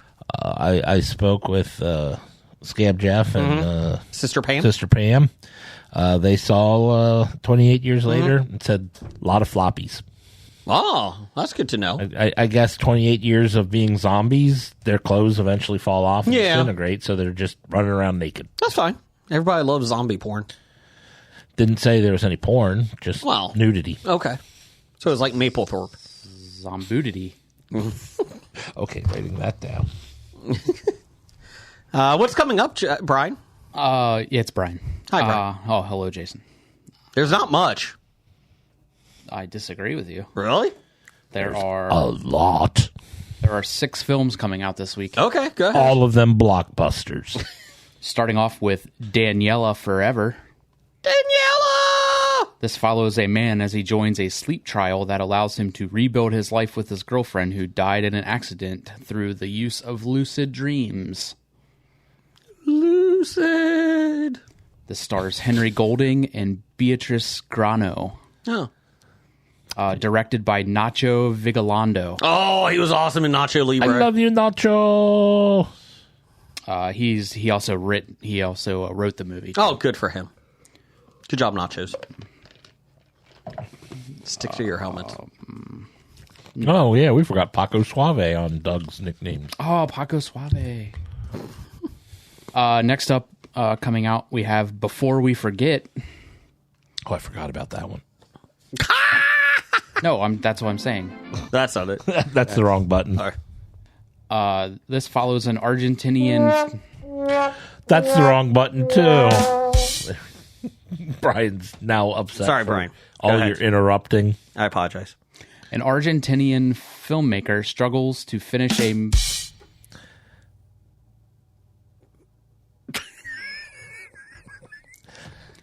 You know, it was pleasant before It you showed was. up. We were just talking, having fun. Okay, sorry. An Argentinian film... Don't you do it. The Argentinian filmmaker is not the only one struggling to finish right now. Oh, that's what she said.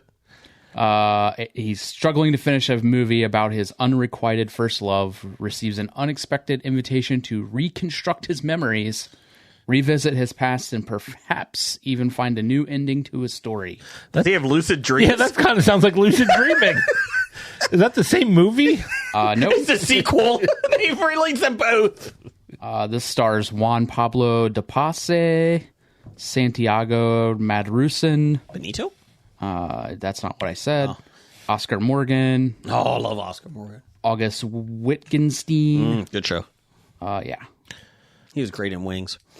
It's a coming-of-age teen drama. Sounds good. Next up this week, we have Skill House. Whose house? Skills House! This is a dark satire of social media and influencer culture. No, it's a satire. I might Oh, like okay. it. Whose house, Jeff? Skills house. Yeah! Sorry, go ahead, Brian. Skill House is Yeah, Skill House! Sorry. No, you're not. I'll just stay here now. Sorry. a dark satire of social media and influencer culture, unflinching take on fame and what new celebrities are willing to do to attain it. Anal. Whose That's house? it? That's all they're willing to do? Whose house? Anal House. Coming to MTV this summer. You know what? The sad part is I can actually see them doing that. The sad part is that they're the lead actor in this is a wonderful person and friend of the podcast, Oh, who? Neil McDonough. Oh, great show. Great job, Skill House. Never mind. And you're ruining I Neil's apologize, new Neil movie. McDonough, friend of the show. 50 Cent is also in this. He was shot 9 times. I heard Yeah. from you. Yeah. Whose house, Jeff? Skills house. What else you got? I was looking at the rest of the cast. Next up, we have Abraham's Boys. Is that a sitcom? It sounds like a 1980s sitcom. It sounds like the episodes, the sitcom they made on episodes. Oh, jeez. Or the one before they turned it into Pucks. This is Abraham Van Helsing moves his Oh, two God. sons to the United States to attempt to escape their past. Oh, they're escaping their past, so they're not going to be hunting Are they vampires. horrible vampire hunters like in Van Helsing? Well, Van Helsing was the good vampire hunter. Oh, yeah, that's right. It the was family. the family of the village he went to was the terrible vampire Jeff, hunters. we haven't killed a vampire in 100 years. But we have a long line. Our family has a long line of vampire hunters. Is that your job? It's our job. Do you make any money? Well, we haven't in 100 years because we haven't killed a vampire in 100 years. So 5 or 6 generations worth of. We're having a downtime. We're in a slump. Good. This stars Titus Welliver. I like him. I like him. I do too. And no one else that I've ever heard of. Okay. I'm assuming he's Van Helsing. He is Abraham Van Helsing. Yes. I think there's another small film coming out this week. I'll get to it. Yeah, it's called Sovereign. Oh, I love Sovereign. A father and son who identify as sovereign citizens, a group of anti-government extremists, find themselves in a standoff with a chief of police that sets off a manhunt. Manhunt! I've seen this before, back when it was called First Blood. I was just going to say. This stars Sylvester Stallone. Frank Stallone. I'm not picking on you. I'm just saying. No, you're just fucking interrupting me. I'm sorry. I apologize. This stars Nick Offerman, Jacob Tremblay, Dennis Quaid. Oh, Dennis Quaid, not Randy Quaid. Megan Mullally, obviously. Obviously. I would rather see it with Randy Quaid as the sane cop. I'm like, I actually like the cast, so Yeah. Could be a good movie. Martha Plimpton. Could be good. From the Goonies herself, Martha Plimpton. Yep. Martha. And lastly, coming out this week, we have Superman. I hate Superman, and this looks damn good. I'm seeing it this weekend, along with a billion other people. Are you excited about this, Jeff? I wouldn't say excited, but I will watch it. I'm excited for it. I think it could be good. I like James Gunn. I like James Gunn also. At least I like the movies that I saw of his. Brian, you looking forward to this at all? Yeah, can't wait. Are you a Superman fan at all?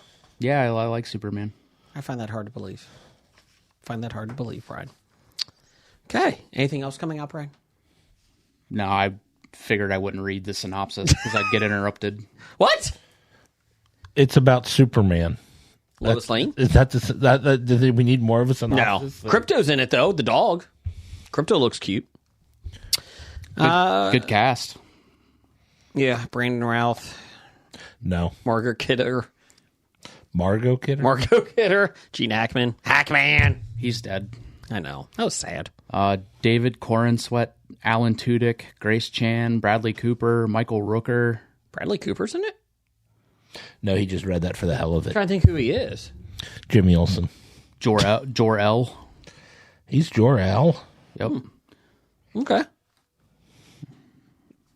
looks fun. It looks enjoyable. It looks not as serious as fucking Zack Snyder's pieces of shit. Nicholas Hoult, Michael Ian Black, Wendell Pierce, Beck Bennett. Nathan Fillion as Guy Gardner could be really fun. Christopher McDonald, Frank Grillo. Oh, yeah, we did talk about it. Who does he play? Rick Flag, Sr. Oh, that's right.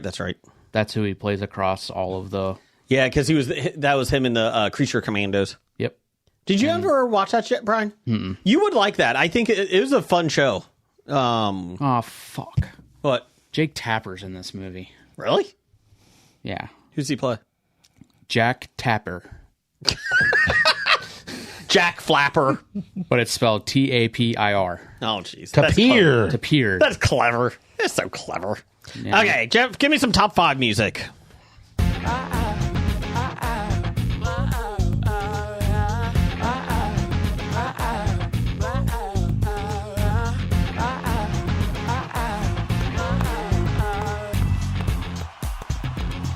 Boy, oh boy, weren't they great. That's the Lobotomized Monkey, and now, the top 5. That's cool. Michael Rosenbaum's in the new Superman too. Ooh. He plays a guard, Raptor guard number 1. I like it. That's cool. There's Velociraptors in it too? I don't know. There are 4 Raptor guards in the film. Hey, Jeff. It's a sequel to Jurassic Park Rebirth. Who are the other Raptor guards? I'm wondering if they just got a bunch of older... Tom Welling. Alexis Pruitt, Bobby Hernandez, and George Howard Adams. I don't know them. Pruitt sounds familiar. Okay. Top 5 this week, courtesy of Brian, is top 5 TV or movie quotes. We've done something like this before a long time ago. I think what we did was top 5 TV or movie quotes we use in everyday life. We did do that. But this is always a fun one because things change through time and that. Oh, certainly. So everybody loves good movie quotes. Brian, since you did this one, what's your number 5, buddy? Don't buddy me. My number 5 is from a film called Roadhouse. Roadhouse. And the quote is, "I used to fuck guys like you in prison." Is that the new one or the original? The original. Okay. Yes. I mean, my number 6 is from Family Guy. It's when he says Roadhouse. He said it. He said the title. He said the thing. Number 5 for you? Number 5 for me is, "I'm too young to die and too old to eat off the kids' menu. What a stupid age I am." What's that from? It's from The Good Place by Jason Mendoza. Okay. I don't really have any order for these. I just like these all, so I just kind of threw them all in. I'll just do number 5, I guess. Yeah. To make a long story short, too late. You all arrived one by one. That's from Clue. You could pretty much just put every Clue quote in there, and that's what I would do. Number 4 for me is from The Simpsons. I say this a lot. Best 2 words in the English language, default. You do say that a lot. I do love that one. Go ahead, you. Number 2 for me, I might as well jump in onto the Clue bandwagon. There we go. It's even if you're right, that would be 1 + 2 + 1 + 1, not 1 + 1 + 2 + 1. It doesn't matter. There's one bullet left, and you got it. Brian, number 4? Number 4 for me, I'm not superstitious, but I am a little stitious. Michael Scott. Yep. That's a good one. I like that one. Didn't think of that one. Good one. Number 3? Number 3 for me, if you run into an asshole in the morning, you ran into an asshole. If you run into assholes all day, you're the asshole. What is that one from? Justified. That's right. Number 3 for you? I might be an asshole. Might be. Oh. I'm an asshole. Number 3 for me is, what is grief if not love persevering? WandaVision. From WandaVision. Great line. My number 3, I love this line. I don't say it all the time, but I do love it. Everybody in the car was fine, Stanley. After he runs over Meredith. I could drive some people. Seriously, you just hit a woman today. Everybody in the car was fine, Stanley. I just like that. And then, Michael, who was driving the car? Oh, Michael. I was. That's how I was able to be there. It's Double Jeopardy. I don't think you know what Double Jeopardy is. Yeah, that's not how Double Jeopardy works. I'm sorry, what is? Double Jeopardy. And then obviously my number 2 has got to be, some people just want to watch the world burn. From no movie. Because it's some men just want to watch the world burn. But some people just want to watch the world burn. I'm Michael King. Some people just want to watch the world burn. Number 2, Jeff. Number 2 for me is, there are worse things than being sad, and that is being sad and lonely. Ain't nobody in this room sad and lonely. Yep. So let's be sad, and let's be sad together. Ted Lasso. Ted Lasso. It's going to be a similar one to me. So, Brian, number 2. My number 2. Where did it go? Oh, there it is. It's a bold strategy, Cotton. That's see a good how one. it plays out. It looks like they are forfeiting. I say that's probably one of the ones that I quote all the time. Anytime. Might be Jason Bateman's best line ever. And he's had some good ones. He has had some good ones. My number 1, live for nothing or die for something. What's that from? Rambo. That's right. Okay. Number 1 for you? Number 1 for me, I think, was probably number 1 last time we did movie quotes, and that is, it's good to want things. What is that from? That is from Welcome Home, Roxy Carmichael. So I use that a lot to my kids. Dad, I want this. It's good to want things, to quote Jeff. I always say that. To quote Jeff quoting. To quote Jeff. This is a long one, Jeff. And I don't even remember anything else about the movie other than, it was Winona Ryder and Jeff Daniels were in it. So this is a little bit long, but the first thing I thought of when Brian sent this outline out, this is the first thing I thought of. Guys have underestimated me my entire life, and for years I never understood why. It used to really bother me. Then one day I was driving my little boy to school, and I saw a quote by Walt Whitman. It's painted on the wall there, and it said, "Be curious, not judgmental." I like that. So I get back in my car, I'm driving to work, and all of a sudden it hits me. All them fellows that used to belittle me, not a single one of them was curious. They thought they had everything all figured out, so they judged everything, and they judged everyone. And I realized that they're underestimating me. Who I was had nothing to do with it. Because if they were curious, they would have asked questions like, "Have you played a lot of darts, Ted?" To which I would have answered, "Yes, sir. Every Sunday I had a sports bar with my father from age 10 until I was 16 when he passed away. Barbecue sauce." I love that speech that he gives to Rupert. Yeah, this is one of my favorite ones. So there you go. We had Brian. Can you do Facebook ones? Yep. Okay. Well, while you're looking them up, I got one. Jim specifically sent one, said that Dana Gardens needs to hear Blazing Saddles quotes. So we need someone needs to go back and get a shit full of dimes. Or, sorry, shit ton of dimes. Screwed it up, Jim. I'm sorry. Someone needs to go back and get a shit ton of dimes. Where are all the white women at? And dock that cocksucker a half a day's of pay for napping on the job. I like it's just a man and his horse being hung. I do like from Animal House, mind if we dance with your date? We were just leaving. Animal House. Go ahead, Brian. You got Facebook up? I do. Go ahead. From Mike Loudon. Oh, yeah. This calls for a rare blend of psychology and extreme violence. And we're just the guys to do it. Let's see. Next, he has, I'll have what she's having. Okay. Harry Met Sally. Take it easy, man. There's a beverage here. The Big Lebowski. Plastics. The Graduate. And lastly, round up the usual suspects. Casablanca. Yeah. Let's see here. Sister Carolyn says, Jason, you can't just say Jack, Rose, Jack. Jack. Rose. Jack. Yeah, you can't say You can't do that. That's not a good quote. Jack, I love you. Rose, I love you. Okay. Fucking Titanic. I'll never let go, Jack. Let go. I will say I did immediately. Let's go.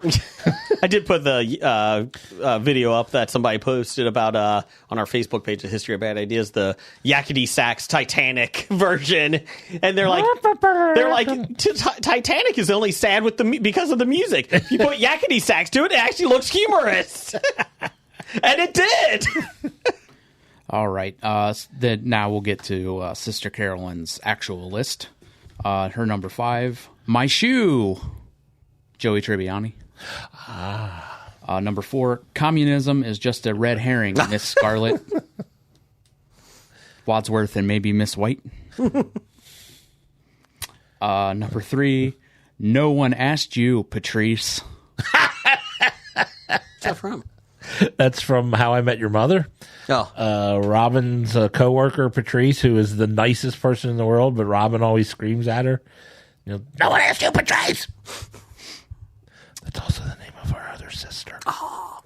Yes. So Carolyn uses that a lot. That tracks. Number 2, You're Killing Me, Smalls. That's a good one. That is a very good one. I do use that one a lot. Yeah, I use that one more than I thought I did. And her number 1 is You'll Get Nothing and Like It. You'll get nothing and like it from Caddyshack. Yep. Let's see here. And then lastly from Facebook, from Nick Mayer. Oh, Nick. Number 5. Well, with your bad knee, Ed, you shouldn't be throwing anybody. That's a good one.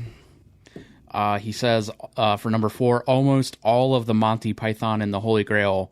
But for sure, his quote is, let's not bicker and argue over who killed who. Over who killed who. His number 3, oh, this is your wife? A lovely lady. Hey, baby, you're all right. You must have been something before electricity. Rodney Dangerfield and Caddyshack. Get a free bowl of soup with that hat? Number 2, when the fuck did we get ice cream? What's that from? The Ringer with Johnny Knoxville. I never saw that. Oh, jeez. I didn't remember that one. That's a hilarious quote, but the movie is really, really bad. Yeah. And then his number 1, what you've just said is one of the most insanely idiotic things I've ever heard. At no point in your rambling, incoherent response were you even close to anything that could be considered a rational thought. Everyone in this room is now dumber for having to listen. I award you no points, and may God have mercy on your soul. A simple no would have sufficed there. Then his honorable mentions, these people are the salt of the earth. You know, morons. Blazing Saddles. Yep. Samsonite. I was way off. So there's a... Did you... Chris Richardson? Did you see his on Facebook? I did not. So there's a kid. I've got it. I can read it. Oh, there it is. Okay. It was. Hidden. I've got Chris Richardson and Steve. So there's a kid. Because it just gave you most relevant and didn't give you all because Facebook algorithm's stupid. There's a kid on my street, a little kid. He whines a lot, but his name is Samuel, and I never realized that. I could never remember it, so I kept calling him Samsonite. And now that's his nickname.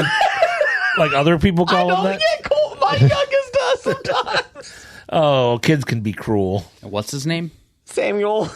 And it's Samsonite. Samsonite, not even close. And my wife's like, that's not his name. I was like, I can never remember his name. His name is the first 3 letters of what you're saying. Yeah, and that's why I was so bad I couldn't remember it. Well, I also remember when you called your roommate's girlfriend's kid like Ezekiel, and Yeah, his name was Isaac. And then as soon as he walked by, I was like, that's not his name. Son of a bitch. Let's see. Chris Richardson. Number 5. That's what I do. I drink and I know things. Good quote. Number 4. Never tell me the odds. A Han Solo quote. Number 3. I would kill everyone in this room for a drop of sweet beer. Homer Simpson quote. Number 2. Hooper drives the boat, Chief. Jaws. Dum. Hey, Brian. Hey. Richard Dreyfuss. Number 1, cunnilingus and psychiatry brought us to this. It's a Tony Soprano quote. That's a good one. And then lastly, we have from Steve. Everything I learned from movies. Is he? Just Steve. No. Number 5, Power On. Captain Power and the Soldiers of the Future. Number 4, to crush your enemies, see them driven before you, and to hear the lamentations of their women. From Conan the Barbarian. Number 3, which one is log jamming? Big Lebowski. Oh, I was trying to think which one that's from. Number 2, son of a bitch must pay. That's from Jack Burton. Big Trouble in Little China. And number 1, relax. You're in better hands than you should be. From Congo. Welcome to the jungle, where you are the endangered species. Best quote from Congo is ugly gorilla. Sad gorilla. Amy sad. Jacobo, celebrity Jacobo. Nope, just everyday normal listener. He has Move Your Blooming Arse from My Fair Lady. Welcome to Earth, Independence Day. The Buffalo Theory of Beer from Cheers. About being the slowest. House. It's not lupus. It's always lupus. This is a good one. I forgot about this one. Get busy living or get busy dying from Shawshank. Yep. And honorable mention, I Am the Danger from Breaking Bad. I am the captain now. I am the one who knocks. Randall Holt at RJ Holt 666. He's not evil. He's just my brother. He has 220, 221, whatever it takes, Mr. Mom. Mr. Mom. Don't sell yourself short, Judge. You're a tremendous slouch from Caddyshack. That's a big Twinkie, Ghostbusters. I love those girls. I'll do anything for those girls, but I won't do that. Spice World! Said by Meatloaf. Welcome to real life, Spaceballs. Let's see here. He also has a lot of honorable mentions. Homer Simpson's. The lesson is never try. You tried and failed. The lesson is never try. Honorable mentions. I'll be your Huckleberry. I'm your Huckleberry. I'm your Huckleberry from Tombstone. Down by the creek, walking on water. Let's have a spelling contest. Oh, what was that from? It's a comedy. Oh no, that was Tombstone. Yeah, it's all from Tombstone. I think that's from Tombstone too. Yeah, that's from not the sequel. That is also from Tombstone. And from The Doors, let's get some tacos. He's got a lot of Val Kilmer quotes. He does have a lot of Val Kilmer quotes. That's from The Doors? Yeah, that's what it says. I just remember, let's get some tacos from Reservoir Dogs. Breath of Silence.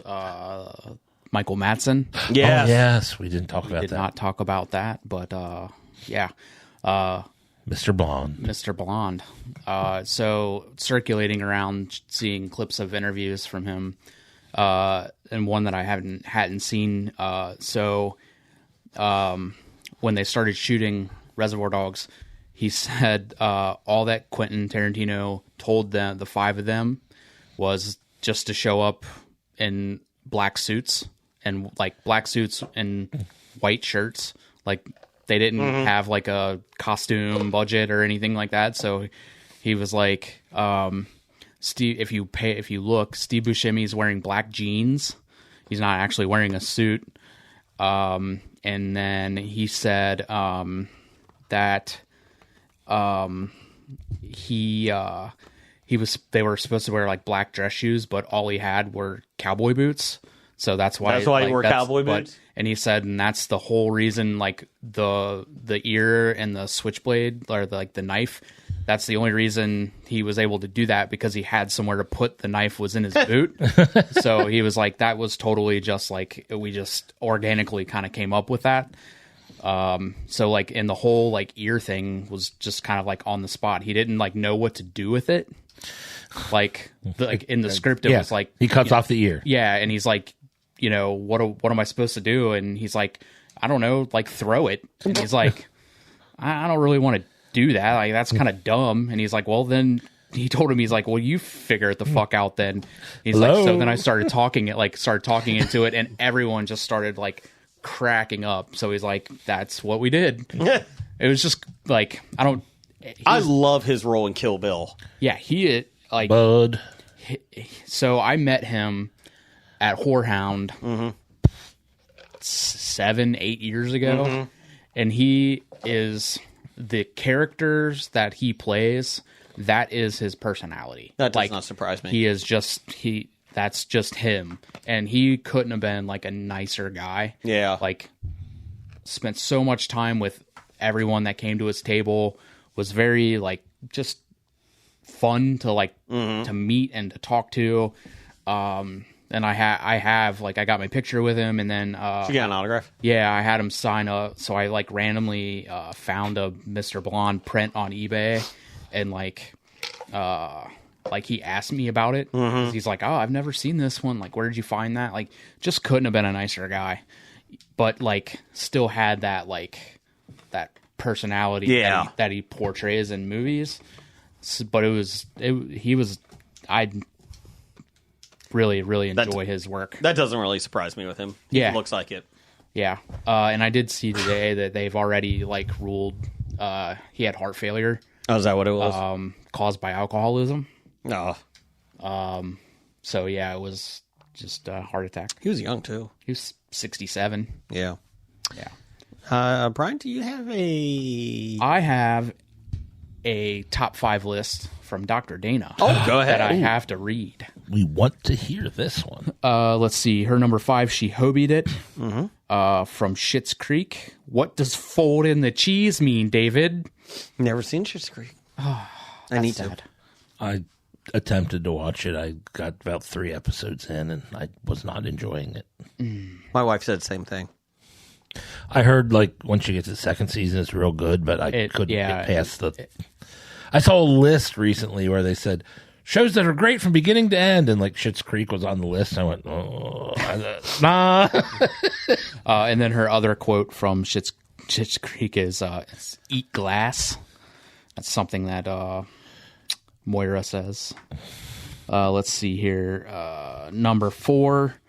My name isn't fucking Warren. I thought his name was Warren. Let's see here. Her number 3 is from where did it go? There it is. From Bayside. Saved by the Bell? Saved by the Bell. There's never enough time? No. It's the Jesse Spano, I'm so excited, I'm so scared. I'm so scared. Yeah, the caffeine pill saga. Because they wouldn't do anything harder. Yeah. Let's see here. Her number 2, James, Pamela, and P.P. Halpert from the garden party Yes. because he doesn't know her name. CC. Yeah. PP. P.P. Halpert. So, fun story about, one of our cats, her name is Penelope, but we call her Penny. But Erica calls her P.P. from The Office. And then her number one was also from The Office, Bears beats Battlestar Galactica.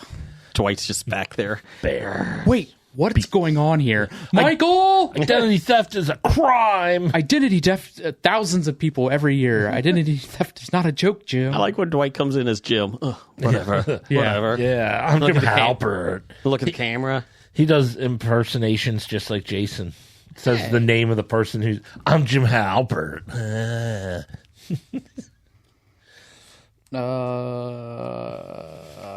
Okay. There we go. Here we go.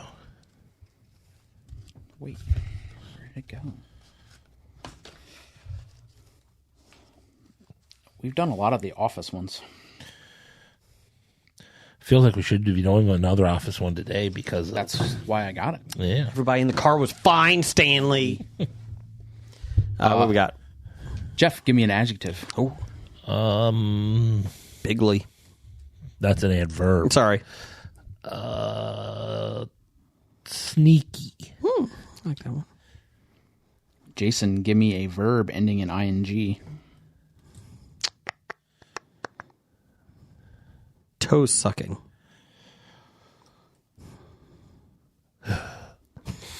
Ugh. Jeff, give me a type of building. That's a very specific. What's that called? Condom warehouse. No. Fortress of Solitude. Oh, there you go. Since it's Superman week. It is. Jason, give me a noun.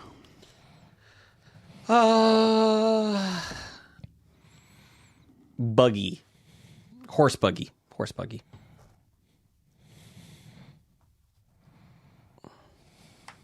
Jeff, give me a place. The Swamp. Jason, give me an adjective. Slimy. Did you use that one? No. Okay. Are you sneaky? Jeff, give me a noun.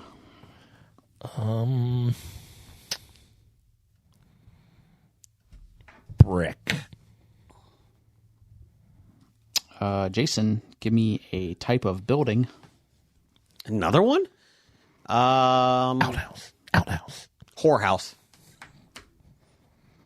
That's That's when the whores come to town. Another great line. Yep.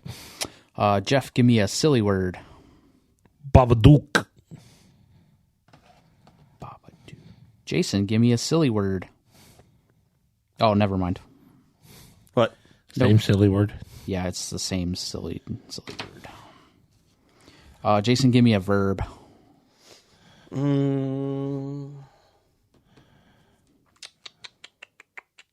Leap.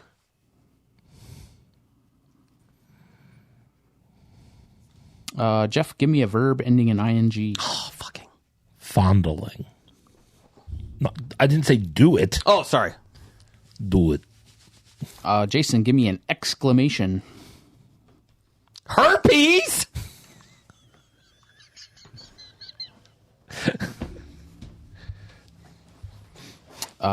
Jeff, give me a color. Lavender. Jason, give me a type of food. Sushi. Ooh, lavender sushi. Ugh. Jason, give me a plural noun. That's Jeff. Or Jeff, give me a plural noun. Anal beads. Field mice. Ew. All right. Actor. Oh, dang it. This is The Office, Mad Lib, titled The Office Olympics. Okay. The announcement of the first Dunder Mifflin Office Olympiad was a sneaky deal. while Michael and Dwight were out toe sucking. Oh, way to go, Jason. Michael's first fortress of solitude, the staff made a huge horse buggy that went across the whole swamp. That'd be pretty impressive. To make the announcement of the event sound more slimy, Jim hummed the Olympic theme song and made his own brick effects by repeating the last part of each sentence, so it seemed like they were all standing in a huge whorehouse. Here's his speech. Babadook, Babadook, Babadook. This scented candle, which I found in the men's leap room, represents the eternal fondling of competition. Or something. Herpes will be competing for lavender, silver, and bronze sushi lids. Ooh, I like that. Sushi lid. Let the field mice begin. Oh, release the mice. Bad idea of the week. I feel like we have to say this every year. Number 22, getting within 5 feet of a buffalo. Just stay in your fucking car. Ooh, number 23, stay in your fucking car. No, that's a good idea. Oh, yeah, that is good. That is Getting a good idea. out of your Get fucking out of your car. car. Yeah, sorry. Yeah, getting out of your car is a bad idea. Titles for the show? I had Could Be Good. You have that every week. I do. Come in hot and wrong. Lucid Dreams. Skills House. Skills House. You had more than I had. And this is my favorite one. Don't buddy me. Yeah. Brian. I had a personalized gold-plated invitation. Yeah, that would be nice every once in a while. The beauty of Steakums. I like that just for the Steakums. And Zombudity. Yeah. It's a tough word to say. Zombudity. Zombudity. There, we all said it. Well, you got any, Brian? No, I didn't write a single one down. Ooh, Okay. I like coming in hot and wrong. you did do that. Yeah. Okay. Title for the show, Change Approved. That was fun. Let's see here. We'll be back next week. I didn't agree to that. Well, tough shit. What would you want? I like... Zombudity. No, don't buddy me. Don't buddy I could do me. that one. I could do that one. That's what I vote for. Okay. How about don't buddy me, coming in hot and wrong? No. Okay, so don't buddy me. You Thanks. don't like colon titles, do you? No. Thanks, everybody, for listening, and we'll be back next week. We will. Yeah. Cool. And Roger says goodbye. Goodbye. Bye. From Walking Dead to Talking Heads, from comic books to TV sets, there's a history. Not so bad, there's the history. It's the history of bad, so bad. The history of bad, it's bad. History of bad ideas. Podcast. You've been listening to Hobie.